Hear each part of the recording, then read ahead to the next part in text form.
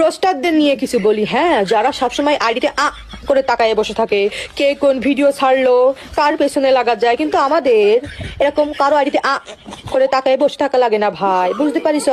তোদের নাই কোনো ট্যালেন্ট, মাথা ভরা ভরা ঘু, নিজের কোনো স্ক্রিপ্ট তৈরি করতে পারোস না ভিডিও করার জন্য। এই জন্য কি করস, মানুষের একটা ভিডিও নিয়ে এসে সামনে তুই শুধু সারা জীবন মানুষের নামে সমালোচনা করতে, তাই ব্যতীত কোনো যোগ্যতা নাই।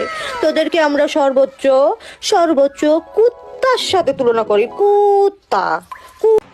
কিরে হিজলি তুই আমাকে রোস্টারদের নিয়ে উল্টি পাল্টা ভয় দিলে সেটার হাড্ডি ভাঙে কুত্তা দেখা দেবো। আমি আর বেশি কিছু করলাম না, যা করবো আর পারভেজ ভাইয়া বলবো। কিরে লিঙ্গ সারা সিংহ নোটির বাচ্চা একদম ঠাপাইতে অনলাইন সারা করে দিব, ঠিক আছে? রোস্টারদেরকে নিয়ে যদি উল্টাপাল্টা কোনো কিছু বলো, পায়ের জুতা খুলে মুখে মারবো মাদার চোদ। তোর তো জামাই থাকার সত্ত্বেও তুই তো বেটাগো মতন মনে কর যে অনলাইনের ভিতরে আইসা উল্টাপাল্টা ভিডিও বানাস। আরে তোর জামাই কি পারে না? হ্যাঁ, তোর জামাই কি তোরা ঠিক রাখতে পারে না? নষ্ট নারী, রোস্টারদের পিছনে লাগিস না, একবার চুইটা মনে কর প্রেগনেন্ট বানায় ফেলাম, ঠিক আছে? আর রোস্টারে কি কইলি, রোস্টাররা নাকি কুত্তা। আরে মাগি, আমার আইডি গুলা চেক দিয়ে দেখ, ঠিক আছে? তোর কয়টা ভিডিওতে কতগুলা ভিউ আছে, তার থেকে ভিউ আমার আইডিতে পাবি, ঠিক আছে?